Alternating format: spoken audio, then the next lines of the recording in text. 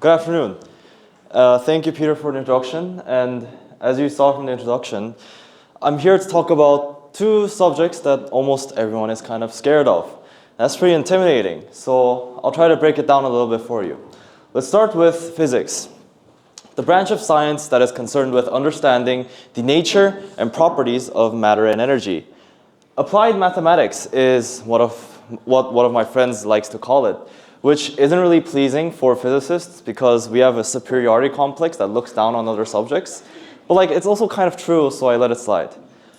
Objective and logical. I think we can all agree that physics is indeed one of the subjects that is extremely objective and logical.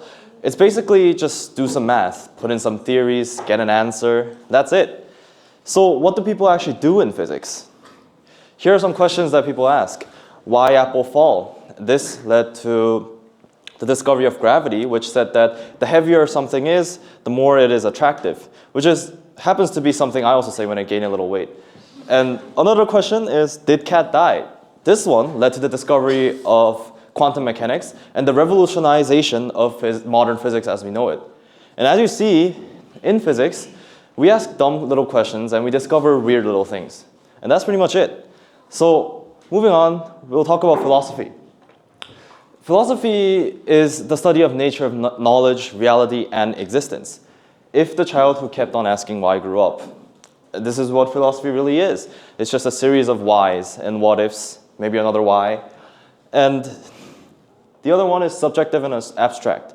You see, much like how physics is at the top of objectivity and philosophy is at the top of subjectivity and abstractness. And in philosophy, questions consist of acting like we don't know who we are. So philosophers ask things like, who are you? Who am I? Where am I? And maybe just another what am I for good measure. You see, Plato once tried to answer these questions saying that humans are featherless animals who walk on two legs. But then a crazy homeless person down the street living in a wine barrel came along with a plucked chicken saying that here is Plato's man. So we went back to pretending like we don't know anything. And now we have learned how the world views physics and philosophy. We can see how they seem like they are two things that are on completely opposite ends of the spectrum with no overlaps, much like this Venn diagram that has nothing in the middle. And this is also how I saw it until I really gave it some thought. So right now I'll share with you how I see these two subjects. And again, let's start from physics.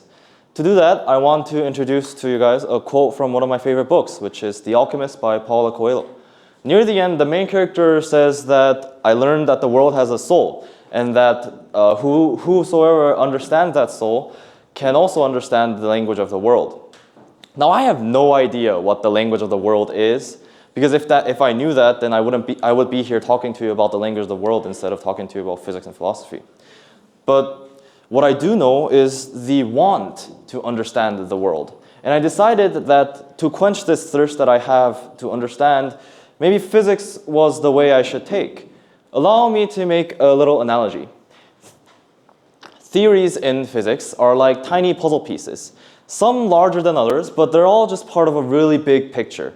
And every time you learn a theory, you understand it and you make it yours, you gain another little puzzle piece for your picture. Now, these puzzle pieces are actually extremely flexible. They can connect with each other to solve a problem. They can connect with multiple pieces, like maybe 6 at the same time, sometimes they create even a bigger puzzle piece, which you connect to another puzzle piece. And the truth is, we don't have a single clue what these puzzle pieces come together to make. Nor do we know if that's even possible. But what we do know is that when we finalize this picture, when we achieve it, that will be when we understand the world. Moving on, philosophy is a bit more simpler. It's about thinking and thinking alone. And this is what I did. I thought and thought and thought. And my view, this view of philosophy, was actually a little bit successful. Because the more I thought, the more I gained the philosophical viewpoint in life. For example, I once came to the conclusion of deterministic free will, which sounds a little oxymoronic, but let me explain. See, you are you just as how I am myself. And you think how you would given a certain scenario with all these different choices in front of you. So as long as you are you in that specific moment, you always choose that one thing over the other things. And this actually kind of implies determinism. But the fact that these choices in front of you still exist, and you can still choose them, but you just choose one of them, this implies free will because the choices still exist. Moreover, since other peoples also follow this same principle, and they are the one that actually creates these scenarios for you because your surroundings is the scenario you're in, the scenarios you encounter along your life are also pretty much the same every time. So basically, you have your whole life written in front of you while also having free will. And there we have it, free will and predestination together, seemingly in harmony. And like this, I questioned about everything. I doubted about everything, and I thought about everything and anything I could to try to better realize and better understand the world. And at this point, something should sound a little familiar. Because it turns out both physics and philosophy is a way of understanding the world. So then why do we all think that these are subjects at opposite ends of the spectrum? Physics as one of the most rigorous STEM subjects, and philosophy as that of humanities. You see, I realize that this is because when a collective understanding is formed around the topic, usually it may cause the topic to be made less complex and watered down for it to reach a wider audience. And the following part will be a little bit easier for you if you're familiar with the concept of skewed lines. Imagine two parallel lines in a two-dimensional plane.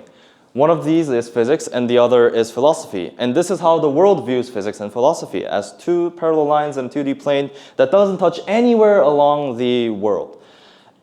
But both subjects are actually much more complex than how the world describes it. So let's give them this respect and bring them up to 3 dimensions.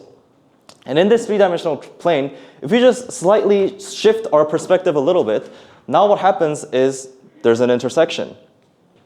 And this intersection does exist. Because the interpretation I had, if you remember, about predestination is also an interpretation of classical mechanics called the Laplace's demon. Imagine 2 particles in space. If you push this particle to this other particle, you can calculate that this particle will move forward over there. Now, say that there is a deity that is able to access all information of every single particle in the universe.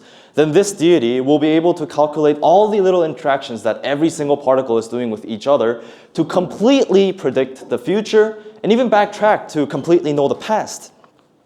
And there we see that a concept in physics is helping philosophy with this view of determinism. However, it is also true that Laplace's demon was disproved by something called quantum fluctuations, which says that in space there's these random pops and bursts up of little tiny energy, which sometimes comes as particles. And then this, as we know it, is completely random. So the assumption that a deity is able to know every single thing about every single particle is falsified. And that kind of complexifies things because we don't know if predestination is true, right or not anymore. Another example is Boltzmann's brain, which comes from, again, the theory of quantum fluctuations, but this one states that there is a chance, although very, very small, there exists a chance that this spontaneous burst of energy can somehow conjure up an entirely fully functional human brain that can experience 80, 100 years of an entire lifespan of an adult human in an instant. And this, again, extremely complicates the definition of self and humans in philosophy because we aren't plucked chickens anymore, but rather naked brains in dark space, which is very comforting. And now we come to understand what physics and philosophy truly is. So let's conclude. I know that I have talked a lot about physics and philosophy, and if you guys were interested in that, then good, maybe this was interesting to you. And if you have become interested, well, then that's one of my goals accomplished. However, I would also like to emphasize the trait perspectives, which is truly a wonderful skill when mastered, because with it, I was able to bridge 2 of the subjects that I was most passionate about. And I was able to see things differently to understand them better. But see, you might disagree, and that's completely okay, because if special relativity taught me anything, it is that the laws of physics are the same in all inertial frames of reference, which in English translate to every viewpoint is as valid as the next. So while subjectivity and perspectives is an important trait to maintain, it is also crucial to respect the subjectivity of others. Thank you.